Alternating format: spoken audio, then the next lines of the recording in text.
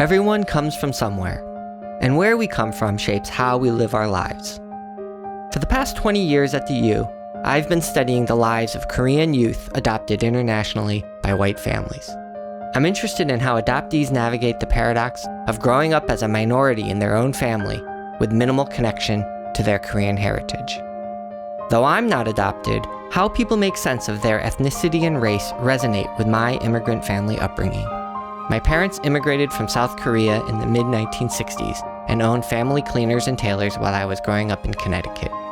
I pay tribute to my parents' dreams and sacrifices by referring to my research team as the Family Lab. My 87-year-old dad now lives with my family. He's an artist, and in his backyard studio paints Korean landscapes from memory. My new work is trying to capture how homeland yearnings persist among immigrants, even 50 years later.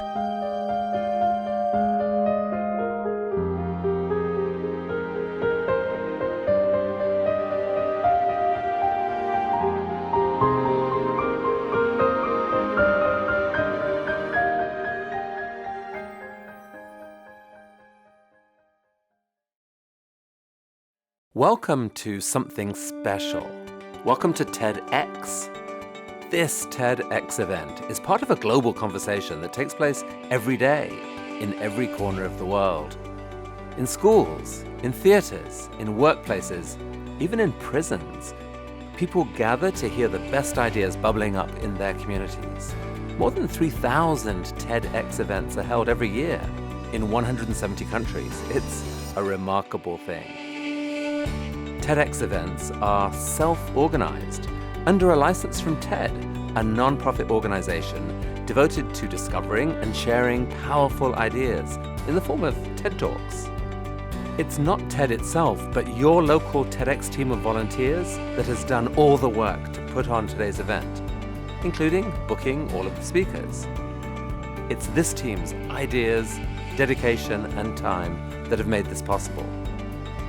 We really hope today's program sparks an exciting conversation. This is a day for curiosity and for skepticism, for inspiration and for action. The more you enter into it, the more you will take out. And now, on with the show.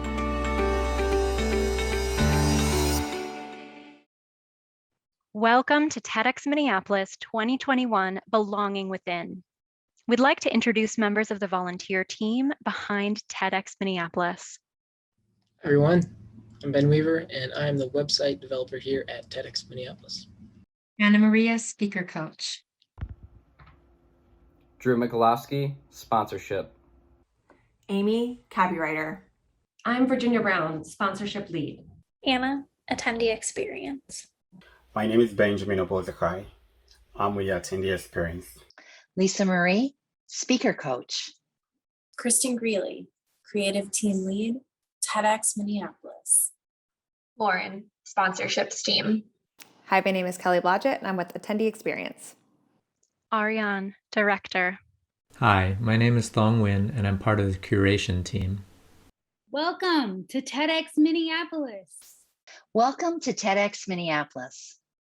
We believe that global connection and community is made stronger by shared curiosity. Thank you for joining us tonight to hear 4 new ideas from Minneapolis speakers. We believe they have the potential to spark global conversations. For each TEDx Minneapolis event, we choose our theme after we select the speakers. In a sense, our speaker selection process takes us on a deep journey of listening to the voices of our community, and each event is a reflection of our city's collective voice in that year. This year, the pandemic has dragged on, leaving many of us grieving and feeling lonely as we sink deeper into isolation. Our team has recognized the longing in ourselves and our community to spend time with other people. We've sought meaning in these troubling times, and many are using this time of forced retreat to look inward and uncover our own personal truths. From this shared reality and the ideas that 4 speakers will bring to you tonight emerged a common theme: belonging within. Belonging within. Belonging within. Belonging within. Together we explore connections to ourselves, to our lineage, our cultures, to place, to each other. Today, we'll hear a shared human story. We all are seeking inner knowing. We long to be with each other. To belong. I belong. I belong. I belong. I belong. You belong. You belong. You belong. we belong with each other. We we belong. belong.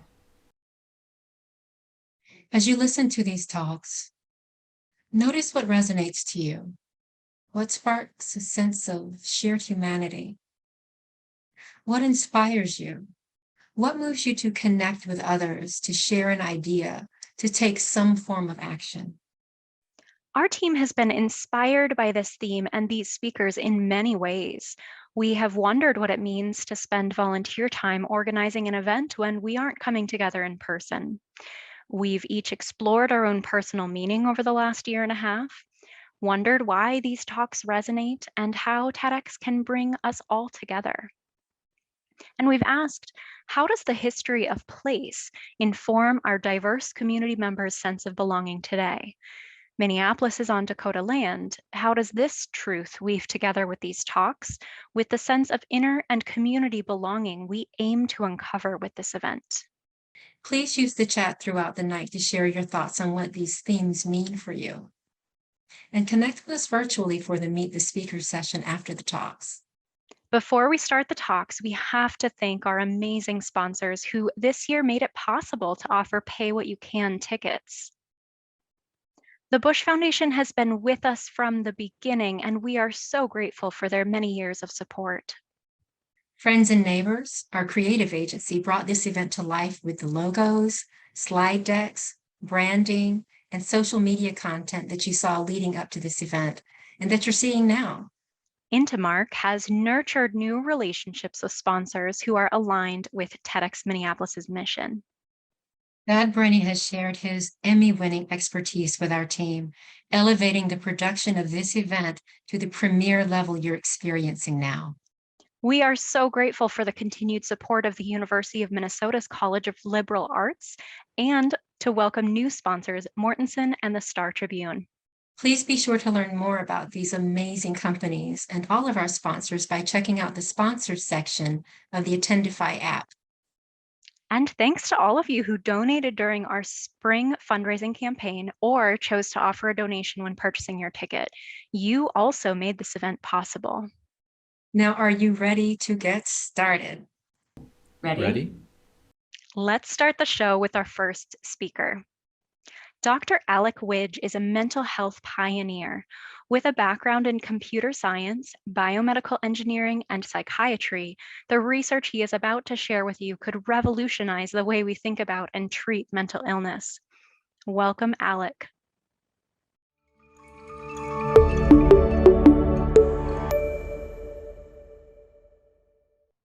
So today, I want to tell you a story about mental illness and about changing how we treat it by building technologies that could give people back control over their own brains. And I want to start that story by telling you about some patients. One's a new mom, and she's become terrified that she's going to grab a knife and stab her baby. Not that she wants to or hears voices, she never would, but she's just afraid that she's going to somehow snap, blank out, lose control. And so she won't go in the kitchen or anywhere else that there might be knives. And most recently, she won't pick up and hold the one person who matters more to her than anything else in the world. Or another patient who as a child was sexually assaulted repeatedly by a male relative. And to this day, 30 years later, is terrified by intimacy. Just the thought of it takes her back to this incredibly hurt, vulnerable place. So what these two, and so many others like them, have in common is that part of their minds, part of their brains, has gotten out from under their control. You or I, we can have one of those thoughts and say, that's not me. I'm not going to do that. These patients can't. Millions of people living with depression, anxiety, PTSD, even addiction. They can't. It's like one part of their brain knows what they want, but another, more emotional part is saying, no, we're going this way. And many of you know the pain these patients go through that brings 1.5 million of them every year to try to kill themselves, and the pain of their families who just would do anything to help their loved ones stop hurting. So what I want to ask is, can we change that? Could we build a world where these patients have back that control over their brains? And the answer is yeah, we can, but we have to think about the problem in the right way. So as you may have gathered, I'm a clinical psychiatrist. I practice at the University of Minnesota, and I'm also a biomedical engineer.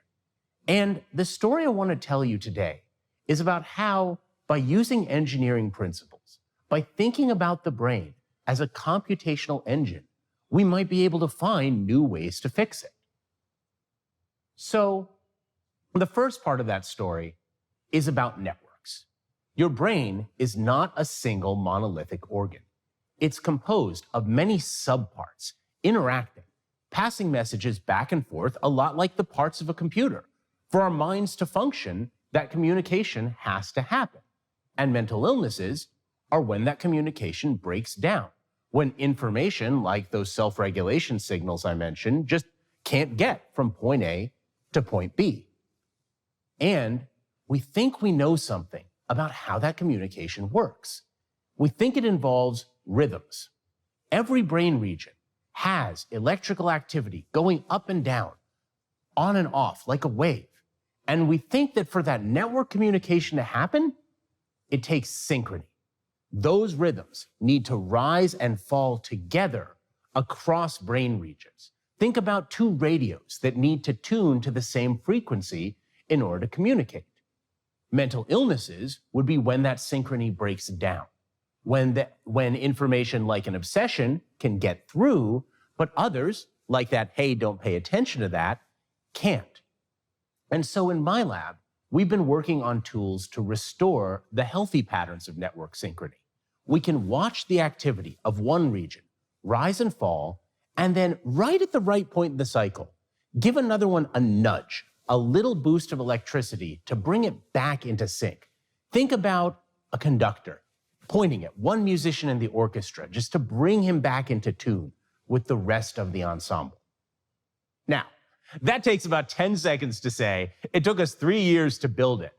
But when we did, we saw something interesting. When we nudge two regions back into sync, they stay nudged. They stay in communication for hours after we stop stimulating, which means that if we did that repeatedly, if we let it build up, we might be able to cause lasting semi-permanent change. We might be able to repair brain networks in a way that drugs and other current technologies just can't. Now, that's the first part of the story. The other part is what networks, what rhythms, in what diseases. And so that also we may be able to answer by thinking with engineering principles, and specifically by asking, what are the parts that make up mental disorders? Because things that look really different on the surface can actually have common causes and functions. For example, think about the two patients I told you about at the beginning, or think about someone living with an addiction who just feels controlled by their cravings. All of those folks are stuck. They don't have flexibility to shift their train of thought from one path to another. So we've been thinking about the idea that if you could just make people more flexible, that could be a treatment for a whole variety of mental illnesses. And we had a chance to work on that with some colleagues at Massachusetts General Hospital in Boston, who were working with patients undergoing brain surgery for epilepsy, who had electrodes placed all throughout their brain to map out where their seizures were. So what we could do is have those patients do a laboratory task that measures flexible thinking, and we could build a network map of flexibility. What brain regions need to talk and when to make it happen. When we built that map, we found that a specific frequency called the theta band was overrepresented. It was particularly important in the map. And we knew from an earlier study that there's one specific spot in the brain that if you give it a little burst of electrical stimulation, it augments the theta rhythm. It makes it stronger. And some of our epilepsy patients had electrodes right near that spot so that we could build a controller. We could have them do our laboratory task, and when they started doing a little bit worse, we could give them a boost of stimulation, raise up that theta rhythm, try to bring them back into a more flexible mode. And not only did that work, but some of these patients had not just epilepsy, but also severe anxiety. And they experienced something really interesting. Like, I'm notorious for being my own worst critic and like overthinking to the point that it actually is counterproductive for me.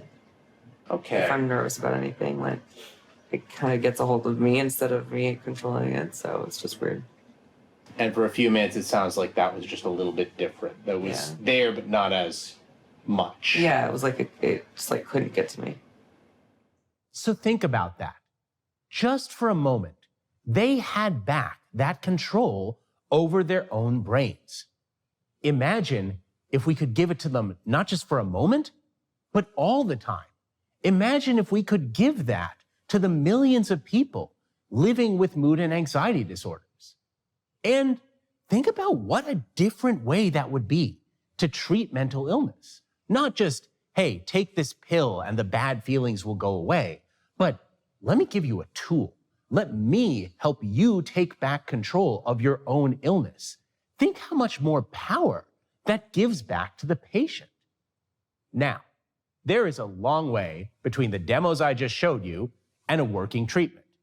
So we're taking the steps to close that gap. We're working with a team of engineers in Switzerland to take all the algorithms I just told you about and shrink them onto a microscopic, power-efficient chip that could be the heart of a new medical device. So that just as some people use pacemakers to keep their hearts in rhythm, we can give our patients an implant to keep their brains in rhythm. And because not everybody with a mental illness can have brain surgery, we're working with a Minnesota company to build a non-invasive version that might be ready for human tests by 2022. So in other words, we are about to have a new set of tools that could transform the treatment of the largest epidemic in America, that could give my patients and millions of others like them back that control over their own brains, that could give their family members their loved ones back, that could give their employees at full productivity, that could maybe stop some of those 1.5 million suicide attempts before they start. That cannot be anything except powerful.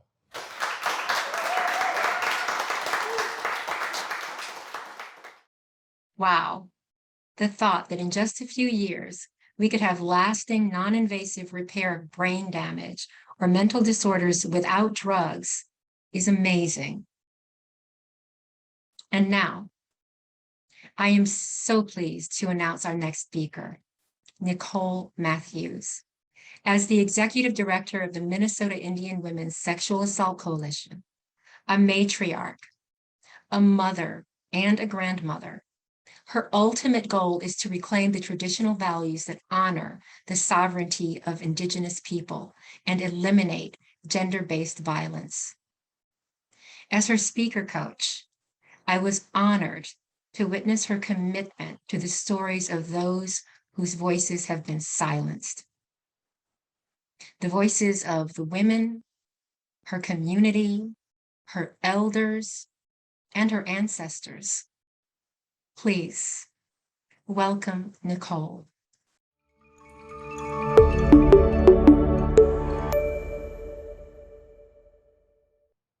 Buju and Dinawe Maganang, Nicole Matthews Jaganashimon, Manidu Baneshikwe Indigo, Migazin Dodame, Gawa Babaganakag in Dunjaba. Greetings, my relatives. My English name is Nicole Matthews, and my Indian name is Spirit Bird Woman. I am Eagle Clan, and I'm from the White Earth Band of Ojibwe. I am a mother, a grandmother, an auntie, a sister, a daughter, and a matriarch. I am Anishinaabe, Chinese, French, and Irish. All of these identities inform how I see and move through this world. Growing up, I was proud of my Indigenous roots, yet sad and ashamed that I didn't know my culture nor my language. I didn't fully understand that shame didn't belong to me, that I was the product of an attempted act of genocide, an intentional erasure, a federal policy to kill the Indian and save the man. Many of my ancestors were lost to that policy, and many more are still lost today. I was one of 5 interviewers for research on prostitution and trafficking of Indigenous women in Minnesota. We interviewed 105 of our Native sisters about their experiences and published their findings in our report, Garden of Truth, the prostitution and trafficking of Native women in Minnesota. We heard heartbreaking stories from our sisters. Historical trauma was one of the underpinnings of all of their stories. About 2/3 of the women had family members who were forcibly removed and sent to boarding schools, and nearly all of them were abused while there. I've been thinking a lot about the stories we are hearing come out of Canada and the United States, about the hundreds of children's bodies they have uncovered at residential schools in Canada, and how many more bodies they will uncover at boarding schools here in the United States. It is a painful reminder of what our ancestors went through who had their babies stolen from them and sent to faraway places where they were abused physically, sexually, spiritually, mentally, and emotionally. Babies who came home broken, and some who never came home at all.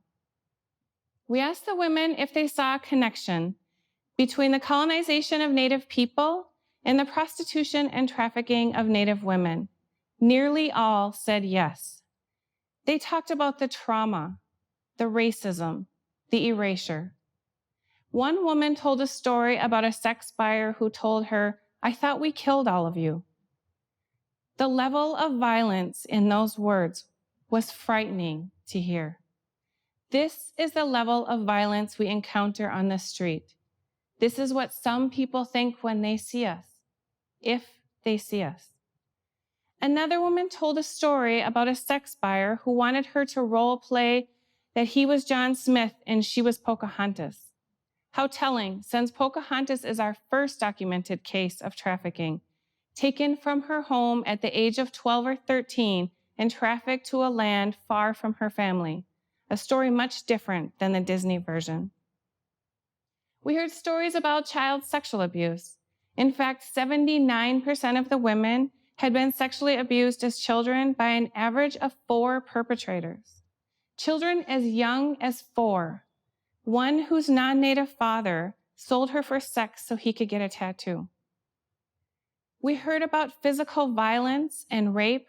92% of the women that we interviewed had been raped while being used in prostitution and trafficking. We heard about the real and current impact of colonization, including poverty and homelessness. 98% of the women that we interviewed were currently or previously homeless, which is a major risk factor in being sexually exploited and trafficked. Listening to the stories that our sisters shared with us of pain and violence was extremely difficult, and many of us were dealing with some vicarious trauma. One of the things that made it more manageable was being near the water. We were fortunate that about 1/3 of our interviews took place in Duluth, Minnesota, near Lake Superior. After several difficult interviews, me and another interviewer walked down to the water to cry. We offered our tobacco to the water to pray, and we physically touched the cold water. It's like when you jump in the shower and the water comes out ice cold. It kind of jolts you back to the physical sense of your body, to life. Water is one of our first medicines. Our bodies are made of mostly water. We carry our babies in water. We shed water from our eyes to express joy and sadness, and we drink water to hydrate and nourish our bodies. Water also has the power to wash away, to cleanse, and to heal. Nibe Kizagegu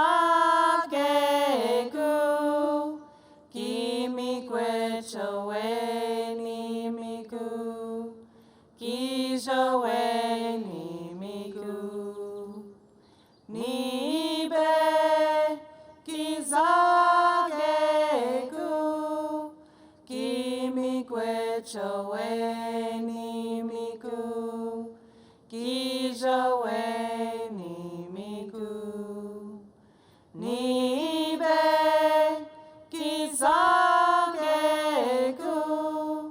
Kimikwechowe Nimiku Kijowe Nimiku Nibe Kizagegu Kimikwechowe Nimiku Kijowe Nimiku. We didn't just do this research to hear about pain and trauma. We wanted to know what services the women needed and what they needed to heal. What we heard was an overwhelming need to reconnect to and strengthen their cultural knowledge and practices. I've been thinking a lot about that since then and how many of us, Indigenous and non-Indigenous, are longing for that connection. One of our teachings is that we are all related, and that means that we have a connection to and with each other, as well as to our plant and animal relatives. Many of our cultures have universal teachings, values. For the Anishinaabe, we have the 7 grandfather teachings: love, honesty, trust, humility, wisdom, courage, and respect. I share these teachings as an offering of connection for all of us, Indigenous and non-Indigenous. Zagiduin, love. Much of the work that I do is done from a place of love. Love for my community, love for my people, love for my culture, love for my family, and love for myself. When we show up for each other from a place of love, we show up from a place of compassion and understanding, where we can support and encourage one another.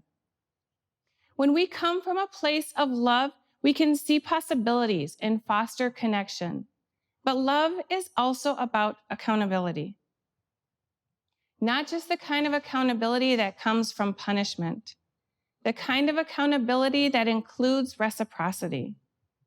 What could it look like to give back for what we have taken, to repair harm to those we have hurt, to truly express love for humanity and for each other?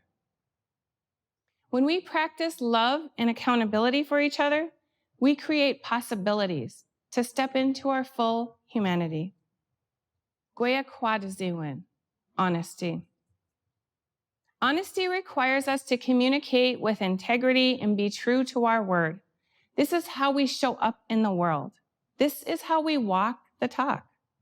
Honesty in our actions, and is very related to the next one, Debwewin, truth. Speaking our truth can be very scary. I have experienced many times in my life when I could hear my voice shaking when I spoke my truth. This is what was displayed through the stories that the women shared with us in our Garden of Truth research. Truth is also what was required by all the victims and survivors who have shared their Me Too stories. Inendizawin, humility. Humility is how we show empathy to each other. I see this as how we want to be in community with each other, being understanding and gracious in our interactions. Humility is knowing that even in our greatest moments, we are only one small piece of this bigger world. I am only one small piece of the whole, and I respect and honor what others contribute. I am both a teacher and a student. Nibwakawin, wisdom. We oftentimes think that only elders carry wisdom. We know, however, that wisdom is found in all people, regardless of age or gender.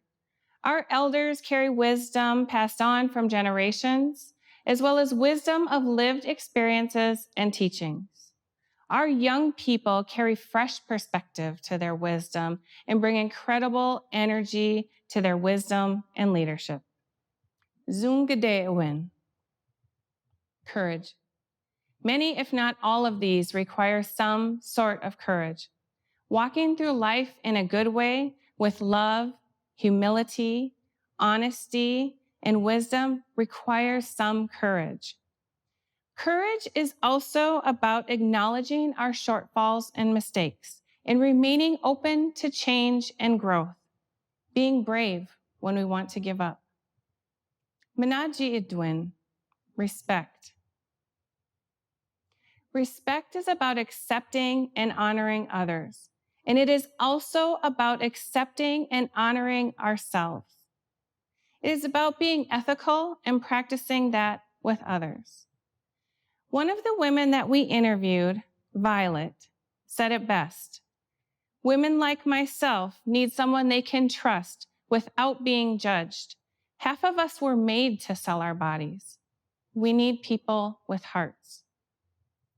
When we show up with our hearts and get out of our heads, we can find deeper connections to these teachings. We can learn to embody them. I share these teachings or values as an invitation, particularly during this moment that we are in with ongoing racial and social tensions.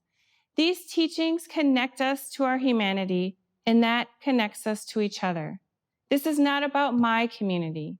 This is about our community. I am hopeful at the possibilities that can be uncovered when we have a deeper connection to each other and live the values and teachings as relatives. I want to close with the Strong Woman song in honor of all of our sisters who have shared their stories of truth and love.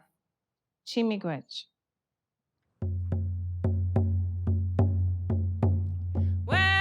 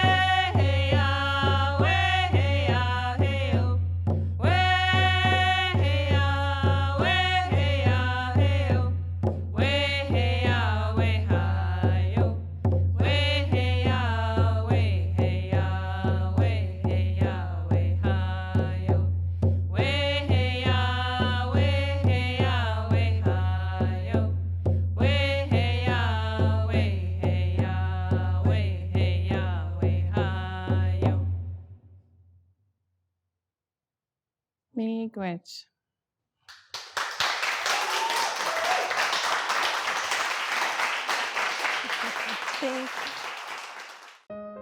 How we are linked to the work we do is deeply personal. I was born and raised in St. Paul, and I spent the majority of my life growing up in Minnesota, being one of the only students of color in my classes, the only Chicana for sure. In my teaching, in my scholarship, and through my creative work, I investigate how Chicanas, Latinx subvert systemic inequalities by creating alternative narratives and spaces. Thinking about networks and relationships as constellations, myself and the other artists of color I collaborate with are trying to create work that fosters a sense of belonging and deep connection that extends beyond the production of the art itself. Work that ignites the imaginations of our community and inspires an alternative to the isolation many of us have felt. My goal is to tell stories and work with others to tell their stories so that another little girl who is growing up now doesn't have to feel like she's the only one in her class.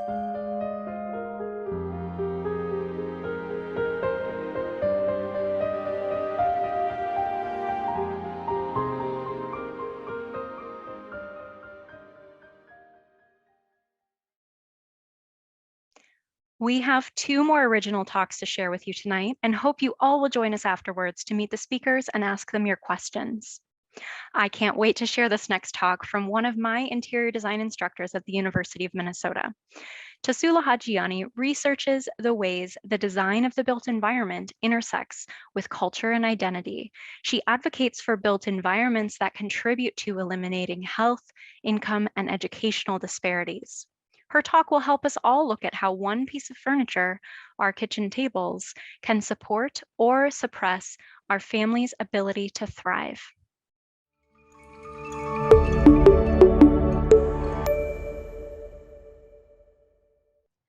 Let's think about our kitchen tables. What do you see? Some of you may be seeing books and papers and colored pencils. But can you see the independent adult your child will become? The future is invisible. Others may be seeing a table set for a family meal with your family members gathered around sharing news of the day. But can you see me? I am also sitting at your kitchen table. I am a cultural enricher. I collect people's stories and use what I learned to design homes where everyone can thrive. And I can tell you that those who decide whether you can have a kitchen table are also sitting at your kitchen table.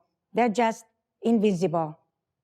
So if you want to thrive, you need to pay attention to both the visible and invisible ways by which our homes can support or suppress our ability to thrive.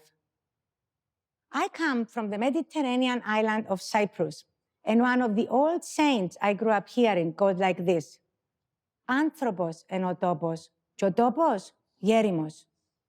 Translation: a human is a place, and the place is neglected. In Cyprus, we use the saying to describe the difference a person can make. Places can be anything, from a kitchen table to a park. A kitchen table that is neglected, it is broken, dusty, full of clutter, is a sign no one cares or there's trouble in the family. The saying confused me.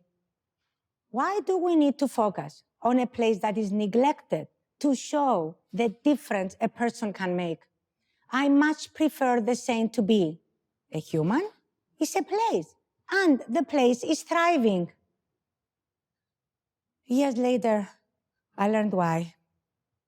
I was 10 years old when Turkey invaded Cyprus, and my family lost our house and our home in the village of Kondea.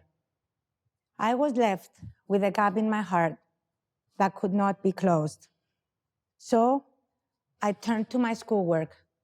My parents always told me that education is something no one can ever take away from you. Before I completed high school, I was awarded a scholarship for Greek Cypriot refugees to study architecture in the US. Little did I know that I would meet my husband a few months before I graduated from Carnegie Mellon University, and that we would move to Minneapolis. I was struggling though. I didn't know how to mend my broken self. And on top of that, I was pregnant with my oldest daughter at the time. How could I create a home for my family when I was housed but not homed? Once again, I turned to my parents' advice. I used my PhD to collect the stories of other refugees from Cyprus, hoping they can help me heal and find answers. And then, as a professor at the University of Minnesota, I connected with the Hmong, Somali, Mexican, Ojibwe, and African American communities. This is what I concluded, that home should be a right. At the moment, housing is recognized as a basic human right in Article 25 of the United Nations Declaration of Human Rights. Home, however, is more than housing. It is more than having a roof over our heads. Home is a process for creating meaning in our lives, and homemaking is fundamental to our existence and our ability to thrive. Let me take you inside the homes of 3 families. We will focus on their kitchen tables. Each of these 3 stories will help make visible an invisible way by which our kitchen tables can support or suppress our ability to thrive. Who we can become, how do we relate to others, and who decides for us.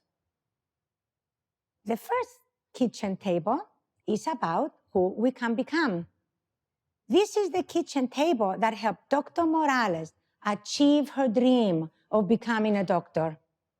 Dr. Morales is a poster child for DACA, the Deferred Action for Childhood Arrivals program that enables those brought into the U.S. without legal papers as children to receive deferred action from deportation.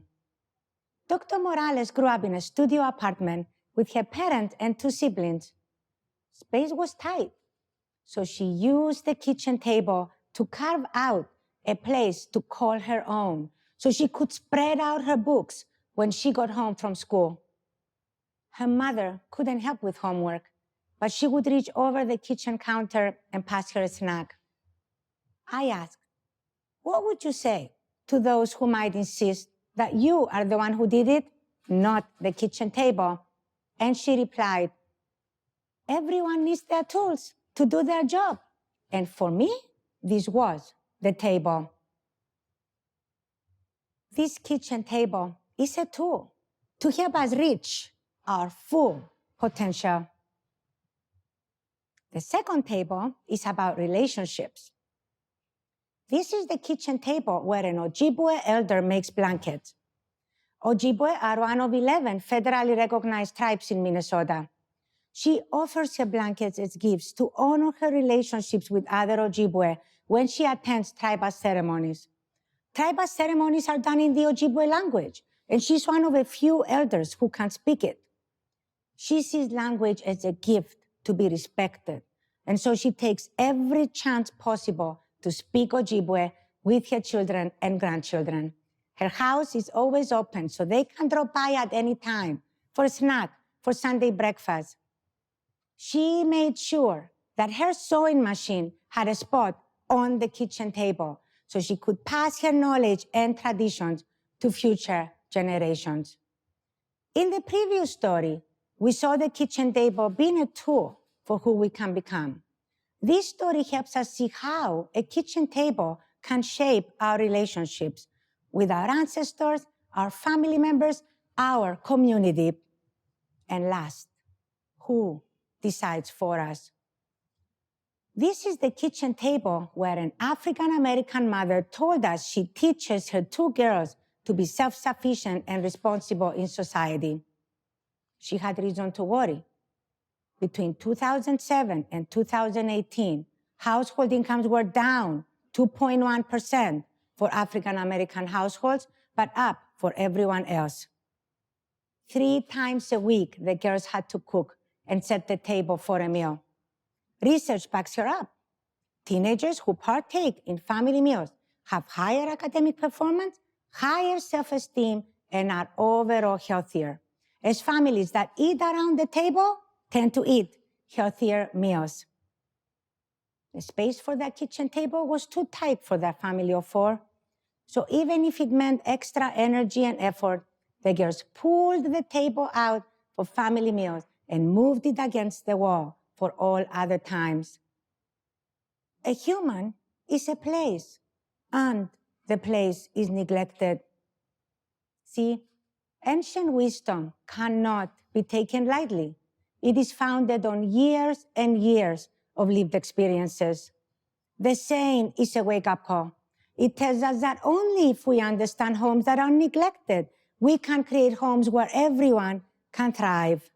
Here is what is happening. Homemaking is a process, which means we can intervene at any point. This process begins in our homes, and our homes are made up of spatial parameters: walls, ceilings, floors, windows, lighting, cabinets, and furniture. The ways these elements are put together can support or suppress how we create meaning: what we eat, how we cook, what we wear, with whom we socialize, what language do we speak, to whom do we pray. The ways we create meaning can then support or suppress our well-being, which can then support or suppress our ability to thrive. Well, it's good to know that all of us can be cultural enrichers and intervene to create communities where everyone can thrive. In my classes, I intervene by challenging our interior design students to transform the design of home interiors and support people's ability to thrive. For example, in this before scenario, the kitchen table is disconnected from the kitchen, which makes it difficult for family members to have conversations and to transfer food to the table for a healthy meal. In this after scenario, we moved the kitchen to recreate the setting Dr. Morales had in her studio apartment. This allows family members to build stronger connections. A child can be sitting at the kitchen table, across the counter, learning recipes and sharing news of the day from the person cooking. You don't have to be an architect or an interior designer to intervene. Let's go back to your kitchen table. Say to yourself, I am a kitchen table. And the kitchen table is neglected. Start with what is visible.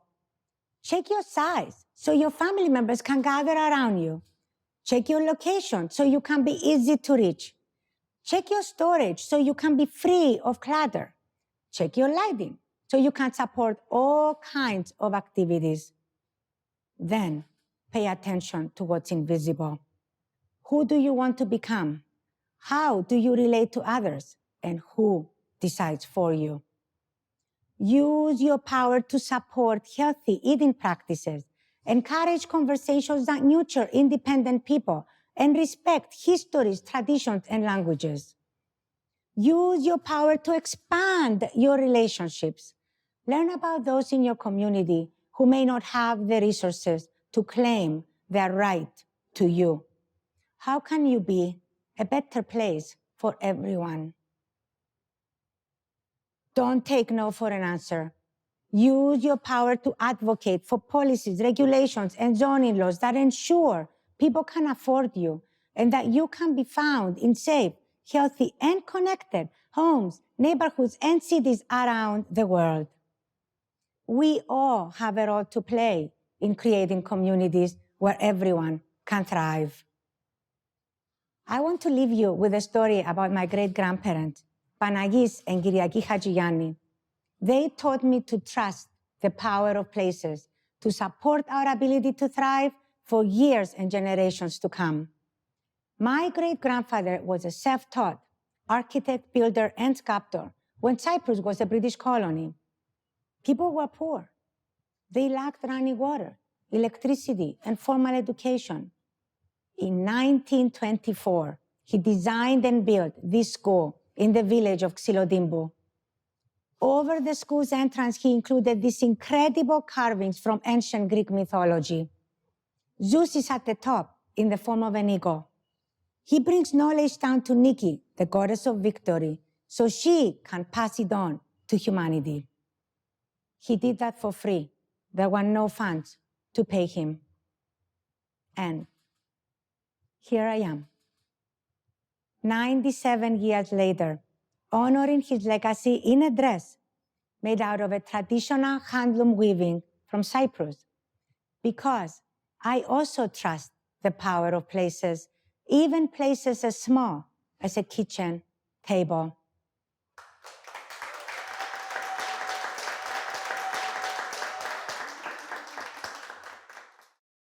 We could not have produced these talks without our incredible volunteer team. A huge thank you to our colleagues, including LM, our lead speaker coach, Megan, past curation lead and operations manager, Kelly, attendee experience lead, and Kristen, creative lead, who will all be stepping down from their roles. If you've enjoyed these talks so far, please become part of the community that made them possible, whether as a speaker, sponsor, volunteer. We need your help to keep TEDx Minneapolis going. TEDx Minneapolis is beginning a transition with so many of our longtime volunteers moving on to other opportunities. We have roles available at all levels of this volunteer-run organization, including leadership. We need a team that truly represents the diversity of the Twin Cities. So we've been looking at how we can break down the predominantly white culture of a TEDx organization and build an inclusive and equitable team. If you want to be a part of this, if you believe in amplifying ideas from the Minneapolis community, please visit our website and join us to make this all happen. We're all volunteers who believe in the power of ideas. The power of community. And the impact that local ideas from Minneapolis can have on the world. Join us. Join us. Join us. Miss you guys. We have one more talk for you tonight, and I hope to see you all at the Meet the Speakers live Zoom session after this. Tu Saik Lee. Tu Saik Lee is a renowned Hmong hip-hop spoken word artist whose independent work and collaborations, including with his grandmother, preserve the legacy of his culture and strengthen the ties that bind youth and elders together within the Hmong community. Enjoy.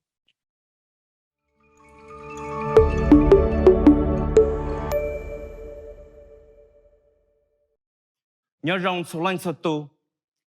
was born in a refugee camp, a child of survivors from war who lived with the trauma of losing family, losing home, and losing their identity. I was only a few months old when we came to the United States. In school, I didn't have a voice, didn't speak up much in class, but I had all these ideas in my head, and I had to write them down.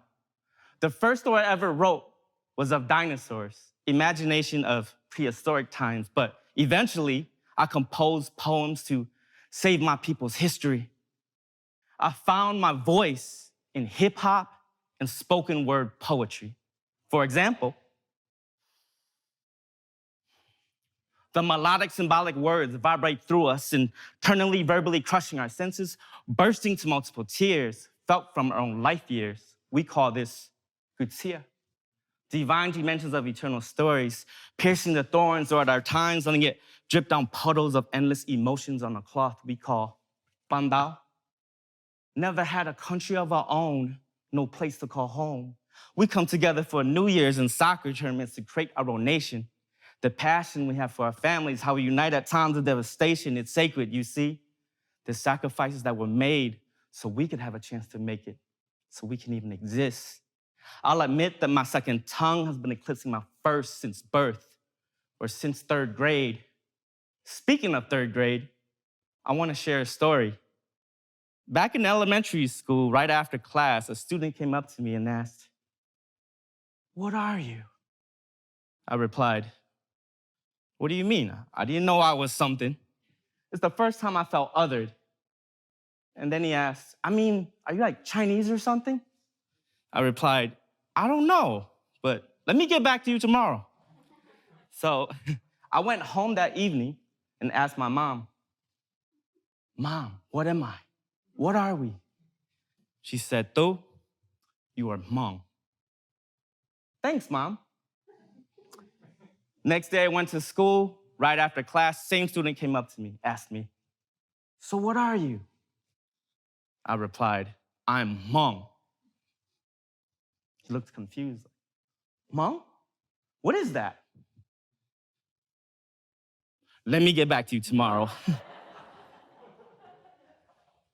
Even though that other student was being a little tool for othering me, I utilized this experience to figure out what this Hmong thing is all about. So who am I? You could call me Tu Psych. I am Hmong, a spoken word poet, storyteller, hip-hop artist who rhymes in 2 tongues. I write lyrics for the elders to listen to, on beats for the youth to follow along. I'm also a teaching artist who works with students, providing opportunities to tell stories through poetry and song. But before I became who I am today, I was so lost. As a teen growing up, I couldn't speak my own language, and we couldn't communicate with the OGs. Oh yeah, Hmong people call our elders OGs. It stands for older generation. But I felt so disconnected. I felt so hopeless back then. Until I met my grandmother. At the age of 17, I found out that Grandma was going to be sponsored over after a 10-year immigration process. My family went to meet her at the airport. My parents told us, go speak to Grandma, welcome her to the United States, give her a hug. I remember I couldn't say one word of Hmong to her, but I put my hand on her shoulder just like this. And then she put her hand over mine. And we walked out of that airport together. Grandma stayed with our family, and I really couldn't speak that much Hmong to her, but I knew a few words such as "no ma," which means eat food, and "wa chao," which means thank you. But I loved listening to her storytelling, and little by little, I became more comfortable having conversations with her. As a college student, I would take the city bus to Minneapolis a few times a week just for classes. One day at the bus stop, an elder approached me. He asked, hey, are you Hmong? I replied, yeah, how'd you know? He explained to me that he is Ojibwe and that our cultures are very similar. For example, we live off the land, there are spiritual ceremonies, and the language was the lifeline of our cultures. We had a brief conversation, but I had to get on the next city bus. He chased after me and shouted, hey, there's one more thing I need to tell you. Make sure the youth hold on to their culture. If they lose their way and reject their roots, our cultures will die with our elders. I remember those words to this day. It inspired me to write my first spoken word piece called Generation After Generation. I started to perform at open mics, schools, community events. After one performance, an audience member came up to me and asked if I would visit her class of 6th graders. I figured it was a great opportunity to give back to students who grew up just like me. After that day, I would visit and facilitate artist residencies for schools for over 15 years. I brought Grandma to a performance one day. Right after the show, she met me backstage. She waved to me and walked up to me. She asked, Du, how was the performance? I said, oh, it was good, Grandma. Yeah, I have something to tell you. I don't know what you said in English, but it looks like what you do is just like what I do. I found out that Grandma does this art form called gutia, a traditional art form that has been done for generations. I never understood what this art form was all about by the OGs until this very moment when Grandma said those words to me. I realized that what I do with hip hop and spoken word honors what she does with Kutsiya. It's a continuation of an oral tradition. It would be so epic to collaborate with Grandma. I asked Grandma, hey, Grandma, would you collaborate and do your Kutsiya with my spoken word poetry in English? Grandma replied, you just tell me when and where, and I will be there performing Kutsiya with you. Grandma never had the opportunity to learn how to read or write. She never attended school. She was a farmer all her life, but she had this amazing ability to memorize poems that were passed on to her that were up to 10 minutes. We had a meal together one day, and she revealed that she can improvise lines that rhyme. She rattled off a few lines and ended her verse with, St. Paul. She just gave a shout out to St. Paul. Wow, my grandma can freestyle. Our duo was called Fresh Traditions. Right before one of our performances, Grandma and I was rehearsing in the front seat. She asked me, what's that on your face? I told her, oh, those are the sunglasses. It helped me block out the sun, and sometimes I wear them when I get nervous on stage. She asked, can I try them on? I said, sure. I handed Grandma the glasses. I had no idea that would be the last time I would ever see those sunglasses again. We performed at a few local venues, and eventually, we performed out of state. She earned the name G-Dog after a performance when a rowdy part of the audience were barking at us because she had just freestyled for 44 stanzas when she was only supposed to do 4. Grandma went ham that day. Grandma and I performed for 15 years. Unfortunately, she passed away in 2017, but her legacy lives on in these stories. And I started documenting adventures that we had to hopefully publish a memoir one day called My Grandma Can Freestyle. I received an opportunity to travel to Thailand and stay in a Hmong village up in the mountains for about 3 months. I was in front of a bamboo house with a friend I just met, and we saw his mother walk through an open field. She was singing Kutsiya, just like my grandmother does. I asked him, oh, what's your mom doing? Because there's no audience. He replied, my mom is healing from a past trauma.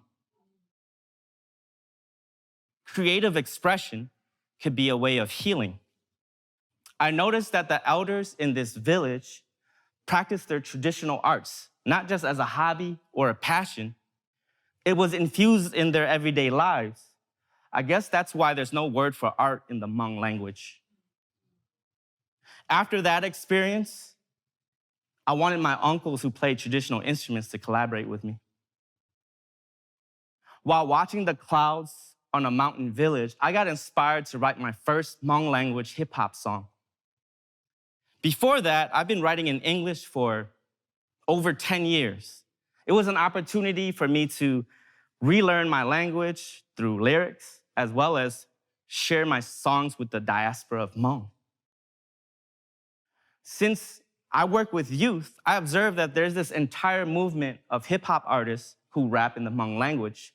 It's a dynamic way of connecting youth to our mother tongue. And to me, it was revitalizing our language. Then I did some research, and I noticed that there were indigenous cultures in South America, Africa, all over the world who were also utilizing hip-hop to revitalize their language. So there is value in honoring our elders. There is value in passing on knowledge to our youth. And these values can relate to any culture. Whether you are from the streets or whether you are from the mountains, it takes a village. And our village is worldwide. Because hip-hop is not just music. It's an arts and global movement originated by disenfranchised youth from the South Bronx. Because of this youth movement, I created an arts-based curriculum that would focus on cultural identity and addressing issues in the Hmong community, which include honoring Hmong women, gender roles, remembering where you came from, and mental health, like generational trauma. If I could say anything to students, I would say don't be discouraged. It can be difficult to learn your culture and language. It takes time. And over the years, you can also learn your cultural identity. There are people that ask, what's the use of even learning your native language? And my reply to that is, your mother tongue nurtures a deep-rooted imagination. It breaks free an entire cultural worldview that values and validates your cultural perspective. It builds self-esteem and also pride in your cultural identity. I feel so honored to be an educator who has a strong heritage which translates to hip-hop within a universal connection originated from grandma. Oral tradition is the heartbeat of the Hmong culture, reflects my people's soul, my spirit, the story of my grandmother, the rhythm of who I am. I hope you can feel it too. I know who I am. I know my life's purpose. It's a continuation of something sacred, and there's so much more. Grandma has made an impact on me, and her legacy lives on through these songs. Diaspora Cypher, yes, yes, y'all. Hai cần đó thông can dung no. Địa tế cùng tê bên yo can cho mong sự wa kê của khó khó. Địa tế cùng tê bên yo can cho mong sự wa kê của khó khó. Một chọn tông tờ lỡ có chỉ bấu cho. Của mong bao xuân chơi ý đại á nhỏ. Hậu thô lưu tế kờ bê chừng muôn rò. Bê nhon đã đông hậu rò khó từ lọt chặt ta hậu bỏ đá lâu. Xế khó. Nhớ lùa sơ flow jungle. Hành trò. Nhớ lâu sơ hai cứ thiê. Này lò. Ní nhủ tô lù mông. Yo cá trở. Có gió xin chi mua cho cái cỏ. Ý tỉa trâu ý tỉa yo chủ sĩ trò. Lùa sai mong kỳ kỳ. Thủa lùn du yên yu sầu trong dây dây cho nu cú thủ. Của hai chỉ tâu lù mong thả. Cú xia sông đỡ mong. Của hip hop. Chẳng câu bê sâu chờ lù mong kia. Bê xí cổng của ra của ba lúa tờ ya xia.